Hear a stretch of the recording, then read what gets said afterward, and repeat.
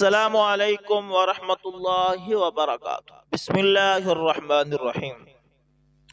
دوستو، سرور عالم سید ولد آدم محمد مصطفیٰ احمد مجتبیٰ صلی اللہ علیہ وسلم وآلہ واصحابہ وبارک وسلم واقع فیل کے 50 یا 55 روز کے بعد بتاریخ 8 ربیع الاول 2 یوم شنبہ بمطابق ماہ اپریل 570 عیسوی مکہ مکرمہ میں صبح صادق کے وقت ابو طالب کے مکان میں پیدا ہوئے۔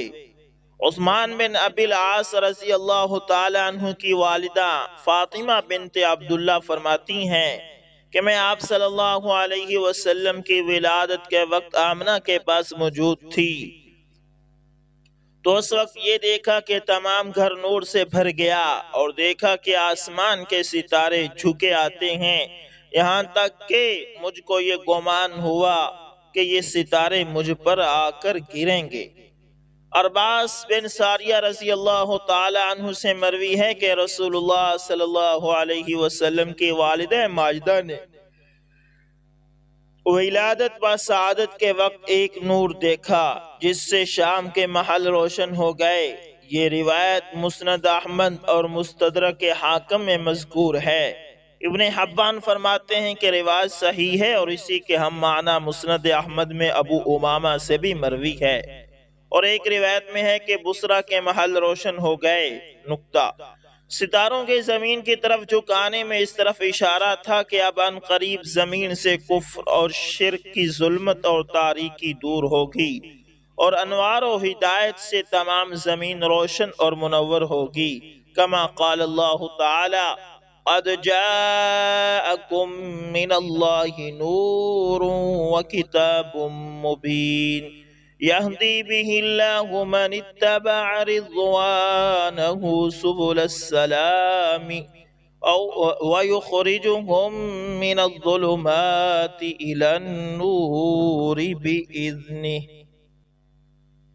تحقیق تمہارے پاس اللہ کی جانب سے ایک نور ہدایت اور ایک روشن کتاب آئی ہے، جس کے ذریعے سے اللہ تعالیٰ ایسے شخصوں کو ہدایت فرماتا ہے جو رضائے حق کے طالبکار ہوں اور اپنی توفیق سے ان کو ظلمتوں سے نکال کر نور کی طرف لے جاتے ہوں۔ کعب احبار سے منقول ہے کہ کتب سابقہ میں نبی کریم صلی اللہ علیہ وسلم کی یہ شان ذکر کی گئی ہے کہ محمد رسول اللہ مولدہ بمکہ ومہاجرہ بیثرب وملکہ بالشام، محمد اللہ کے رسول کی ولادت مکہ میں ہوگی اور ہجرت مدینہ طیبہ میں ہوگی اور ان کی حکومت اور سلطنت شام میں ہوگی، یعنی مکہ سے لے کر شام تک تمام علاقے آپ ہی کی زندگی میں اسلام کے زیر نگیں آ جائیں گے۔ چنانچہ شام آپ علیہ السلام ہی کی زندگی میں فتح ہوا۔ عجب نہیں اسی وجہ سے ولادت و سعادت کے وقت شام کے محل دکھلائے گئے ہوں، اور بصرہ جو ملک شام کا ایک شہر ہے وہ خاص طور پر اس لیے دکھلایا گیا کہ علاقہ شام میں سب سے پہلے بصرہ ہی میں نور نبوت اور نور ہدایت پہنچا ہے، اور ممالک شام میں سب سے پہلے بصرہ ہی فتح ہوا۔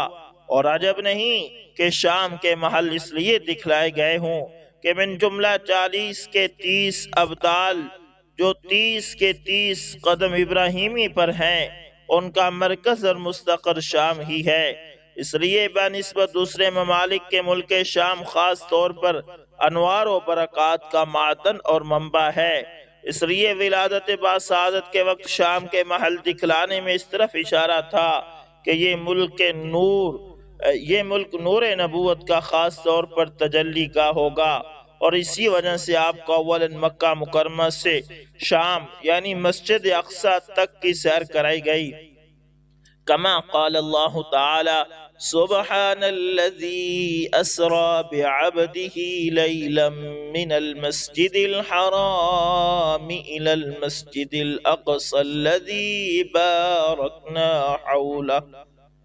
پاک ہے وہ ذات جس نے اپنے بندہ کو مسجد حرام سے مسجد اقصی تک سیر کرائی، کہ جس کے گرد ہم نے برکتیں بچھا دی ہیں، جس سے صاف ظاہر ہے کہ ملک شام میں جو مسجد اقصی کے ارد گرد واقع ہے، اللہ تعالیٰ نے اپنی خاص برکتوں کو وہاں بچھا دیا ہے۔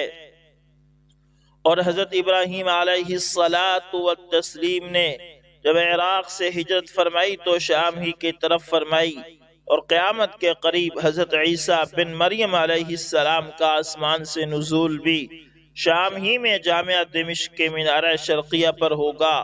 اور نبی کریم صلی اللہ علیہ وسلم نے بھی قیامت کے قریب شام ہی کی طرف ہجرت کی رغبت دی ہے۔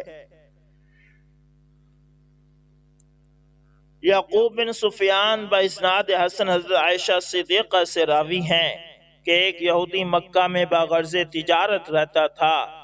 جس شب میں آپ پیدا ہوئے تو مجلس میں قریش سے یہ دریافت کیا کہ اس شب میں کوئی لڑکا پیدا ہوا ہے؟ قریش نے کہا ہم کو معلوم نہیں۔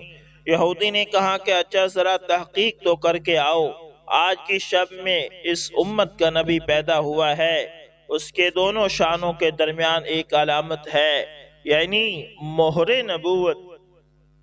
وہ 2 رات تک دودھ نہ پیے گا، اس لیے کہ ایک جنین نے اس کے منہ پر جنی نے اس کے منہ پر انگلی رکھ دی ہے۔ لوگ فوراً اس مجلس سے اٹھے اور اس کی تحقیق کی۔ معلوم ہوا کہ عبداللہ بن عبد المطلب کے ہاں لڑکا پیدا ہوا ہے۔ یہودی نے کہا کہ مجھ کو بھی چل کر دکھلاؤ۔ یہودی نے جب دونوں شانوں کے درمیان کی علامت مہر نبوت کو دیکھا تو بے ہوش ہو کر گر پڑا۔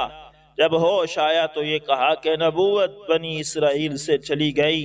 اے قریش، واللہ یہ مولود تم پر ایک ایسا حملہ کرے گا کہ جس کی خبر مشرق سے لے کر مغرب تک پھیل جائے گی۔ حافظ اسقلانی فرماتے ہیں کہ اس روایت کی سند حسن ہے اور اس واقعے کے نظائر اور شواہد بہت ہیں جن کی شرح اور تفصیل بھی طویل ہے۔ اللہ اللہ۔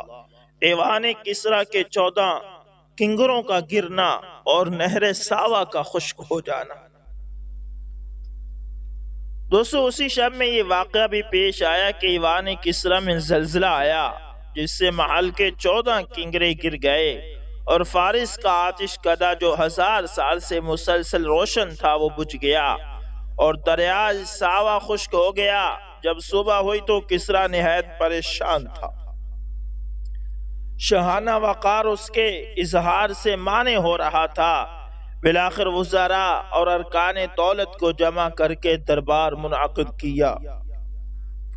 اثناء دربار ہی میں یہ خبر پہنچی کہ فارس کا آتش کدہ بھی بجھ گیا ہے۔ کسریٰ کی پریشانی میں اور اضافہ ہو گیا۔ ادھر سے موبزان نے کھڑے ہو کر کہا کہ اس رات میں نے یہ خواب دیکھا ہے کہ سخت اونٹ عربی گھوڑے کو کھینچے لے جا رہے ہیں اور دریائے دجلہ سے پار ہو کر تمام ممالک میں پھیل گئے ہیں۔ کسریٰ نے موبزان سے پوچھا کہ اس کی تعبیر کیا ہوگی؟ موبزان نے کہا کہ شاید عرب کی طرف سے کوئی عظیم الشان حادثہ پیش آئے گا۔ کسریٰ نے توثیق اور اطمینان کی غرض سے نعمان ابن منذر کے نام ایک فرمان جاری کیا کہ کسی بڑے عالم کو میرے پاس بھیجو جو میرے سوالات کا جواب دے سکے۔ نعمان ابن المنذر نے ایک جہاندیدہ عالم عبد المسیح غسانی کو روانہ کر دیا۔ عبد المسیح جب حاضر دربار ہوا تو بادشاہ نے کہا کہ میں جس چیز کو تم سے پوچھنا چاہتا ہوں کیا تم کو اس کا علم ہے؟ عبد المسیح نے کہا کہ آپ بیان فرمائیں، اگر مجھ کو علم ہوگا تو میں بتلا دوں گا، ورنہ کسی جاننے والے کی طرف رہنمائی کروں گا۔ بادشاہ نے تمام واقعہ بیان کیا۔ عبد المسیح نے کہا کہ غالباً اس کی تحقیق میرے ماموں سطح سے ہو سکے گی جو آج کل شام میں رہتے ہیں۔ کسریٰ نے عبد المسیح کو حکم دیا کہ تم خود اپنے ماموں سے اس کی تحقیق کر کے آؤ۔ عبد المسیح اپنے ماموں ستی کے پاس پہنچا تو ستی اس وقت نزع کی حالت میں تھا مگر ہوش ابھی بھی باقی تھے۔ عبد المسیح نے جا کر سلام کیا اور کچھ اشعار پڑھے۔ ستی نے جب عبد المسیح کو اشعار پڑھتے سنا تو عبد المسیح کی طرف متوجہ ہوا اور یہ کہا کہ عبد المسیح تیز اونٹ پر سوار ہو کر ستی کے پاس پہنچا جبکہ وہ مرنے کے قریب ہے۔ تجھ کو بنی ساسان کے بادشاہ نے محل کے زلزلہ اور آتش کدہ کے بجھ جانے اور موبزان کے خواب کی وجہ سے بھیجا ہے کہ سخت اور قوی اونٹ عربی گھوڑوں کو کھینچے لے جا رہے ہیں اور دجلہ سے پار ہو کر تمام بلاد میں پھیل گئے ہیں۔ اے عبد المسیح خوب سن لے، جب کلام الہی کی تلاوت کثرت سے ہونے لگے اور صہب آسا زہر ہو اور وادی ساوا رواں ہو جائے اور دریائے ساوا خشک ہو جائے اور فارس کی آگ بجھ جائے تو ستی کے لیے شام شام نہ رہے گا۔ بنی ساسان کے چند مرد اور چند عورتیں باقدر کنگروں کے بادشاہت کریں گی اور جو شے آنے والی ہے وہ گویا کہ آ ہی گئی ہے۔ یہ کہتے ہی ستی مر گیا۔ عبد المسیح واپس آیا اور کسرا سے یہ تمام ماجرا بیان کیا۔ کسرا نے سن کر یہ کہا کہ 14 سلطنتوں کے گزرنے کے لیے ایک زمانہ چاہیے، مگر زمانے کو گزرتے کیا دیر لگتی ہے۔ 10 سلطنیں تو 4 ہی سال میں ختم ہو گئی اور باقی 4 سلطنیں حضرت عثمان غنی رضی اللہ تعالیٰ عنہ کے زمانے میں ختم ہو گئی۔ نامعلوم کیوں اس حدیث کو غیر مقبول قرار دے رہے ہیں؟ کیا کسی راوی کے پاس دلیل انکار ہے؟ اللہ اکبر، اللہ اکبر۔ دوستو، اسی طرح طبرانی اور ابو نعیم ابن عساکر نے باسناد متعددہ حضرت انس سے روایت کیا ہے کہ نبی کریم علیہ السلام نے ارشاد فرمایا کہ حق جل شانہ کے من جملہ اکرامات و انعامات یہ ہیں کہ میں مختون پیدا ہوا ہوں، میرا سطر کسی نے نہیں دیکھا۔ حافظ ضیاء الدین مقدسی نے مختار میں اس حدیث کو صحیح فرمایا۔ علامہ زرکشی فرماتے ہیں کہ حافظ مقدسی کی تصحیح حاکم کی تصحیح سے کہیں اعلیٰ درجے کی ہے، اور حافظ مغلطائی نے اس حدیث کو حسن بتلایا ہے، اور ابو نعیم نے سند جید کے ساتھ ابن عباس سے روایت کیا ہے۔ حضرت ابن عباس فرماتے ہیں کہ نبی کریم صلی اللہ علیہ وسلم مختون اور ناف بریدہ پیدا ہوئے۔ عبد المطلب کو یہ دیکھ کر بہت تعجب ہوا اور یہ کہا کہ البتہ میرے اس بیٹے کی بڑی شان ہوگی۔ چنانچہ ہوئی۔ یہ روایت طبقات ابن سعد کے اندر بھی ہے، سند بھی اس کی قوی ہے۔ اسحاق بن عبداللہ حضرت آمنہ سے راوی ہیں کہ نبی کریم صلی اللہ علیہ وسلم جب پیدا ہوئے تو نہایت نظیف تھے اور پاک صاف تھے، جس میں اطہر پر کسی قسم کی آلاش اور بالکل بھی گندگی نہیں تھی۔ اللہ اکبر، اللہ اکبر۔ دوستو، یہ تھے آپ علیہ السلام کی ولادت بسعادت سے پہلے اور بعد کے کچھ واقعات۔ انشاءاللہ آگے ہم آپ علیہ السلام کا جو نام ہے وہ کس نے تجویز کیا، کس طرح تجویز کیا گیا، اس کے بارے میں بات کریں گے۔ تو امید کرتا ہوں آپ لوگوں کو ویڈیو ہماری اچھی لگی ہوگی، اس سلسلے کو آپ لوگ پسند کرتے ہوں گے۔ تو انشاءاللہ دوستو ملیں گے کسی نیکسٹ اچھی سی ویڈیو کے اندر، تب تک کے لیے اللہ حافظ۔ جزاک